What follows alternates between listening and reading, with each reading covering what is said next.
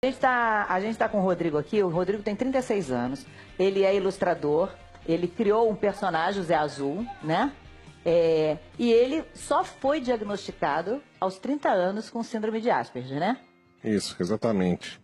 Você criou esse personagem para você se comunicar melhor com o mundo? Foi um dos objetivos. Na verdade, a ideia do livro começou quando eu entrei no projeto da Andréa Monteiro, Artistas Autistas. Eu comecei fazendo caricatura em eventos, em bares. Daí o projeto deu tão certo que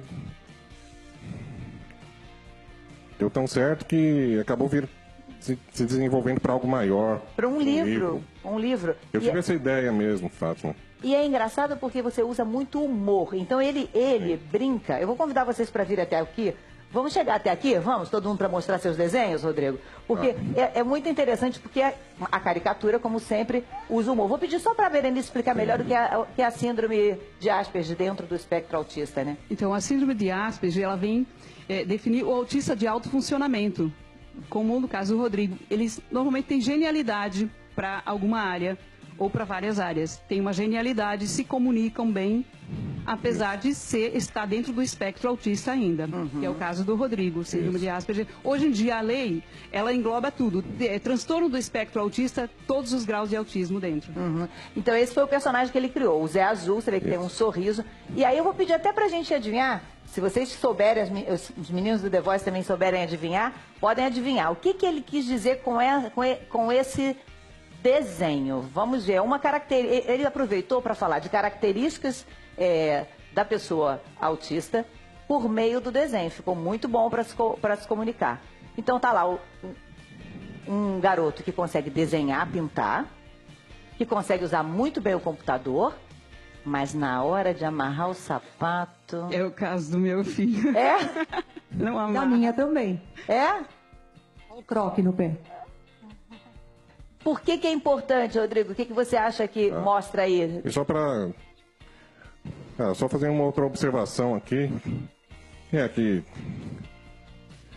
eu tive a ideia de criar o livro porque eu sempre tive essa dificuldade de me comunicar, de me aproximar das pessoas, mas ao mesmo tempo era muito interessado em desenhos, em quadrinhos.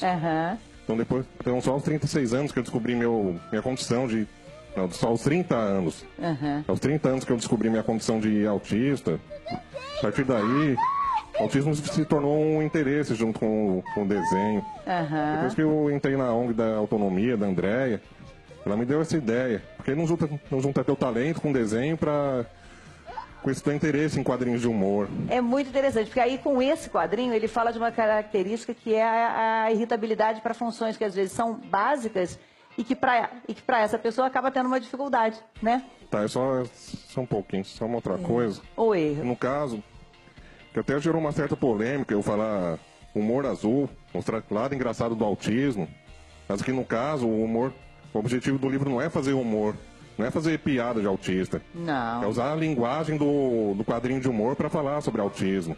Perfeito, porque exatamente o humor pode ser um ótimo facilitador de você entender coisas que a gente às vezes não entende e pensar, não é, Ricardo? Exatamente, é um tema muito interessante debater. A gente inclusive fez uma peça no final do ano passado com a Irene Ravache, e na peça a gente tinha um personagem, um menino que era um autista, né? E ele foi emburacar, foi pesquisar, foi trabalhar junto também de vários centros. Inclusive, a gente abordou muito profundamente esse tema. Inclusive, o meu filho, a gente passou 6 meses em Portugal, uns 2 anos atrás, ele estudou numa escola de inclusão social. Na turma dele, ele tinha crianças que cada uma inseridas socialmente e no ambiente escolar normalmente, é uma coisa... para esses meninos era ótimo esse convívio. Mostrar que não há diferença, e mostrar que juntos eles caminham para uma sociedade melhor. Então, através, obviamente, do humor, que é humor só para a gente explicar realmente situações normais do dia a dia de uma forma mais tranquila.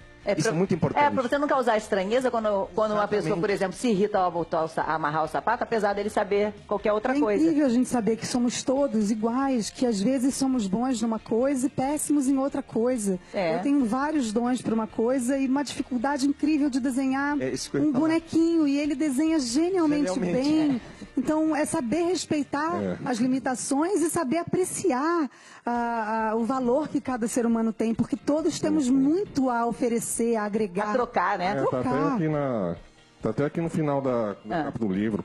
Os normais, certamente normais entre aspas, e de perto ninguém é normal, certamente descobrirão que são muito mais parecidos com os autistas do que pensavam. É verdade. É isso, o Zé Azul não sei só ter essa representatividade do autista no mundo dos quadrinhos, mas também mostrar para as pessoas sem autismo que elas são parecidas com os autistas em algumas coisas. Vamos ver um outro desenho seu pra gente ver? Olha só. Isso. Esse é de um...